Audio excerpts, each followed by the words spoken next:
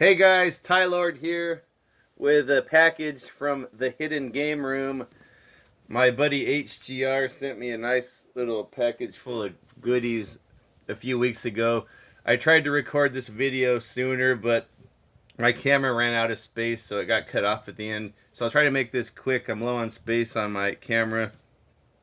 I'm low in space on my phone. Um, And I have a package coming back at you, HGR. Also, want to say I have a few other packages going out to people. I haven't forgotten. I got one going out to Bad Company. I have one going out to Jason Vectrex. One going out to Segalacious. One going out to Corio. One Retro T-Barone, Zomberry, Tight White. I have a bunch of packages I got to send out. I'll probably try to have them out by next week. But first, I want to show this package I got from Hidden Game Room here. He sent me all kinds of goodies that I like. Starting off with the Funkoverse Jaws board game. I'm not into Funko Pops at all, but if I had to have one of them, it would be this one. A little Quint and a shark right there. And I haven't played it yet. My wife is into board games, so I'll probably start this with her. Looks like you either play as Quint or the shark, and it's a competitive game. Trying to beat each other. So nice little video game, or a nice little board game there. And then some VHS tapes. He sent me 10 Fingers of Death, Jackie Chan. Awesome. I haven't seen that one in a while. And then some of the Sonny Chiba Street Fighter movies. I think I've seen all of these, but it's been a while. Street Fighter on VHS. Sister Street Fighter. And the Street Fighter's Last Revenge. Wonderful stuff. And then this movie called Eye of the Dragon. He probably sent this one to me because he knows I'm a fan of Bolo Young. And also Harold Oddjob Sakata's in here. Oddjob from Goldfinger. And I see on the back he even has the hat gimmick going on in this movie. I haven't seen this one, so I'll be happy to watch that one. I might see if it's on a streaming site, because I'm not even sure if my VHS player works. I'd like to make a little man cave that looks like an old VHS store, sort of like how Angry Video Game Nerd has. But we'll see if that ever happens. And then he sent me this little single vinyl of Duran Duran, A View to a Kill. I think one side has the movie version of the song, and one side has the Fatal Kiss version. Both of them are good. I'm more familiar with the typical movie version. I love this movie, and I love the music for it, and I love the song for A View to a Kill. Great stuff right there.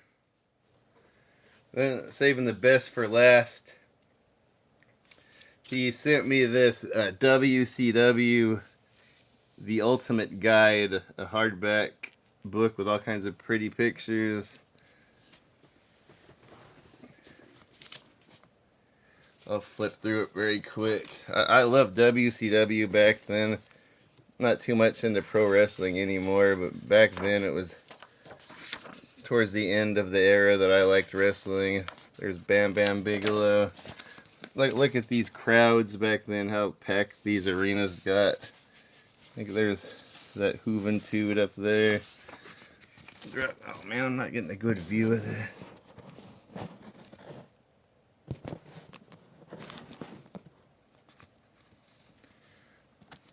So, look at all these wonderful photos in here. There's Booker T with the Stinger and chin lock. Let's see. All kinds of good stuff. Sort of like a little bio on each of the wrestlers. Ric Flair. Good stuff. Crowbar and David Flair. I don't know whatever happened to Crowbar. He was around the end of WCW. Some people probably know. And David Flair, I didn't think he was as bad as everyone makes him out. Ric Flair's kid, he was like a high mid-card guy. Looks like Mike Awesome. And I think he's jumping on Ernest Miller there. I liked Ernest Miller. Kidman. One of those cruiserweight guys were amazing. You see all that stuff now on wrestling, all of that choreographed, high-flying chain wrestling or whatever, but back then it was like a big new thing. There's Goldberg again, and Double J, or Jeff Jarrett. I kind of liked his Double J gimmick the best, where he was like the obnoxious country music singer. JEFFJARRETT Double J, the world's greatest country music singer, the world's greatest entertainer, the world's greatest wrestler. I like the Double J. Here's Canyon. I think he passed away, and Kurt Hennig as well passed away. He was one of my favorites back when he was Mr. Perfect. Also, all these wonderful pyro and light shows they had at the entrance. There's Goldberg, scary dude. I'm pretty sure he might still wrestle. I've been seeing cruiserweight division. I think there's Chavo. Right, there's Rey Mysterio Jr., who I think was at his peak right here. He was really awesome here in WCW. That's where most of us saw him for the first time on television. There's Brian Knobbs getting smashed through a table. I forgot he was there as a single wrestler at that point. Oh yeah, there he is, Chavo Guerrero, and Juventud Guerrera, the Harris brothers. Those are those big scary dudes. I think they were like the Mountain Men in WWF. They were kind of like the Blue Brothers. There's the leg lock. DDP getting the figure 4. 3 count. Those are like a 3-man tag team. They were like a boy band gimmick. Young Dragons. They were a little high-flying trio as well. Yeah, these wonderful venues back then. These wonderful arenas full of people. I don't even think that could happen anymore. Booker T, he was starting to break out as like a single wrestler this time. I always liked Harlem Heat with him and his brother Stevie Ray. Oh yeah, there he is, Stevie Ray. And there's a Big T. I don't remember him being there. That's Ahmed Johnson, isn't it? I don't remember him being. It looks like he's with Harlem Heat. I don't remember that at all. Tag teams. Looks like Shane Douglas and Buff Bagwell.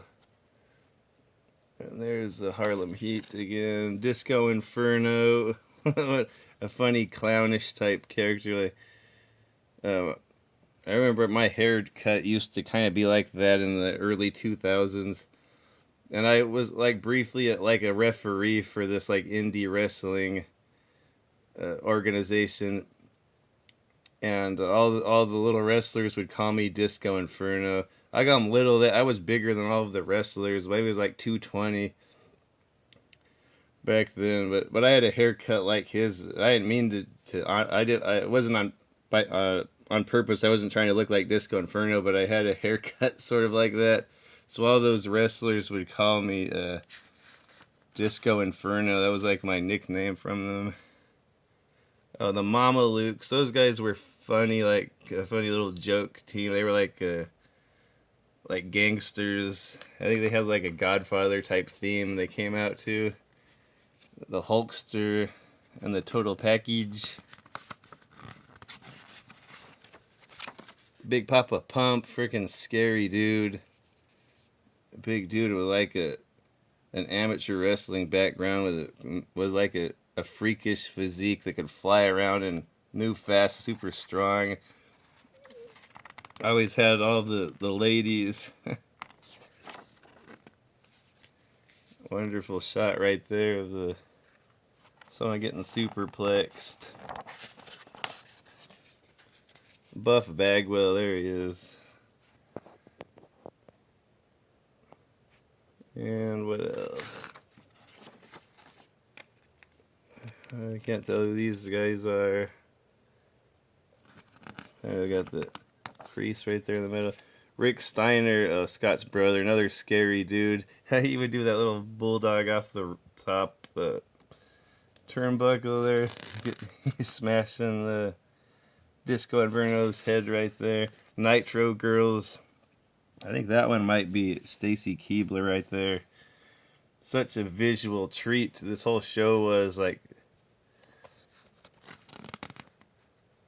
Had the Nitro Girls out there dancing. The Artist. This guy was hilarious. I think it was Prince Iakea. He turned his gimmick into like the Artist. He was kind of like the Artist, formerly known as Prince Iakea. And then Corporal Cajun. I forgot about these guys. It had a lot of standouts in like the lower and mid card and the cruiserweights. A lot of little standout, funny little characters. Training. There they are, training in their camp. There's a Hardcore. There's Bam Bam hitting someone with a trash can.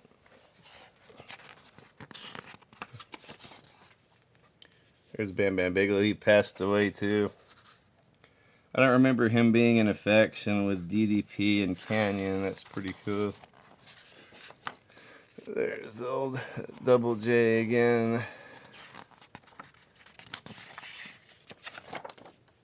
Brian Knobbs. I didn't remember him being there at the time. Fit Finley.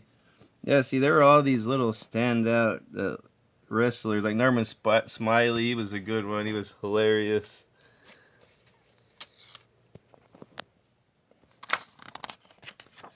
Steel cage, a scary chain link fence. Look, it looks like it has like razor wire up there. Let me tell you something, Ric Flair.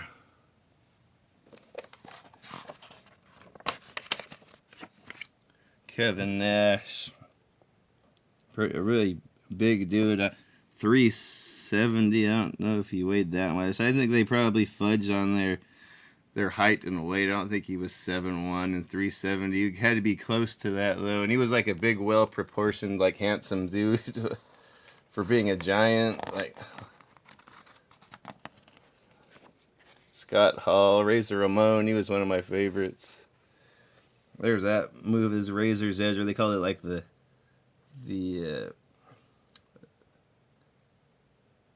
what do they call it? The Outsider Edge when he was in WCW. That looks like I wouldn't want that move done to me. I remember Tito Santana was talking about he hated having that move done to him. I wouldn't want that thing. That's a terrible way to fall. Okay. How about Daphne? Oh, she was hilarious. She was like a little hilarious, like little crazy goth, like vampire. I don't know if she was a goth or emo or something. She kind of reminded me of Harley Quinn. The valets, yeah. Oh, the wonderful valets. Kimberly, I think. Tori Paisley. Oh, Miss Hancock. There she is. I love that little short skirt business attire look. The headlock once again. And there's Jeff Jarrett. I don't remember. I guess he was like the world champion here. I must not have been watching it too much at this point. Conan, he was pretty good. I remember I first saw him when he first came. He got the United States belt from the One Man Gang. And The La Parca, who's hilarious. Like a lot of standout guy, like very memorable little characters all over the place.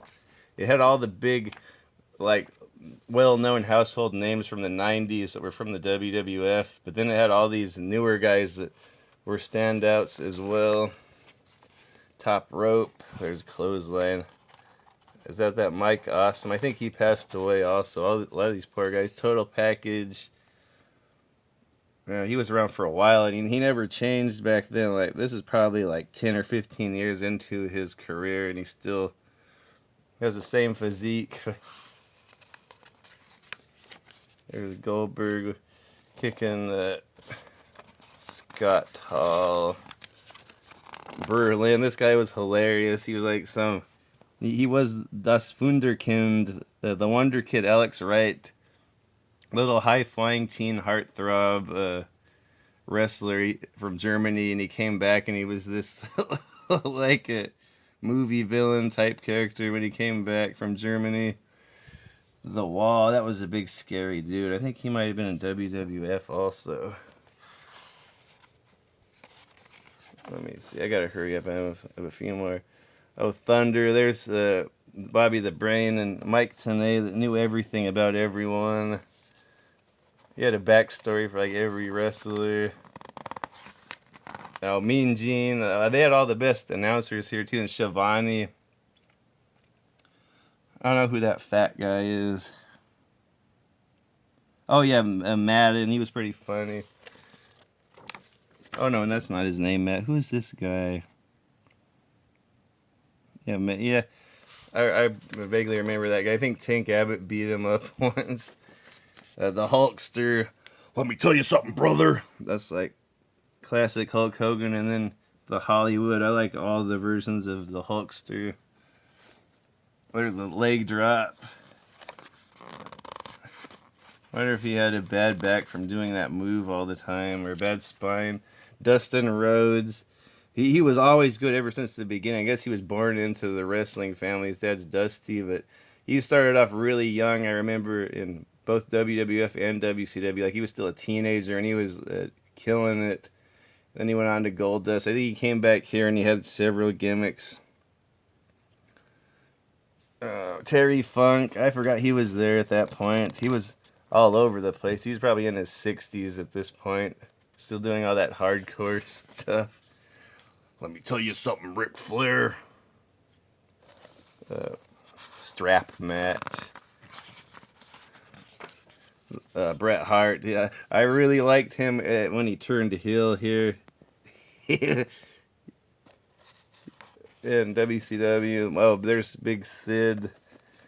It looks like he's kicking Scott Steiner. Man, I gotta hurry up. Chris Candido, I think he passed away too, unfortunately.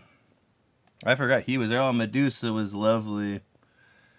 She was always like a cool wrestler, even back like in the 80s.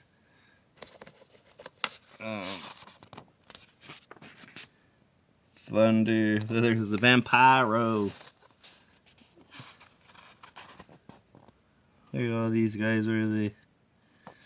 What's going on there? I don't remember. DDP. Girls Like Diamonds, of course. That guy like broke out like later on in his life. Like I think he was in his like late 30s when he got big, which is cool. There's Ric Flair and the Hulkster again. Oh, Tank Abbott. I love Tank Abbott. Yeah, I was a fan of his from MMA, and then he came over here, and he was hilarious. Oh, man. He would just, like, run over people, like, do his typical UFC gimmick.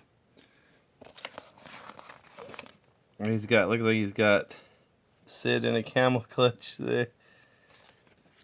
Battle Royal, those are always fun. Sid Vicious. Oh man, Sid's awesome. I was always a fan of his ever since like early in WCW. So freaking scary. His shoulder width, the width of his shoulders, the size of his chest and shoulder. He's like probably up there like 6'9" or 6'10". Roddy Piper. They had all the best guys from the 80s here. One of the best science fiction movies ever made. John Carpenter's They Live. Roddy Piper was the star. Hacksaw Jim Duggan's one of my favorites also. I have an autograph of him. Clothesline. I'm running out of... Alright, I did it. I didn't run out of... Oh, is that Medusa suplexing some dude? Referees. Yeah, the referees were put on a good show too. They took it so serious.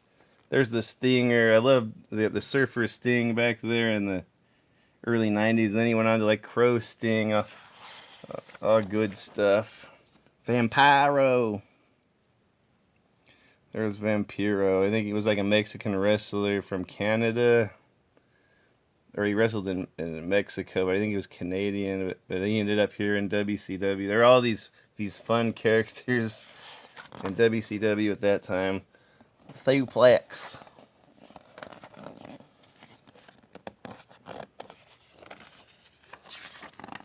Jerry Flynn. Oh, he was like a martial arts dude. He was kind of a scary looking dude. Like he had like good little kicks and stuff. Ming, Haku. He was one of the best guys. He was like so fast and agile. I guess he was a scary dude in real life if you like picked a fight with him. Body slam. There's Mr. Perfect getting body slam. Who is that? That might be Stasiak's son. I can't tell who that is.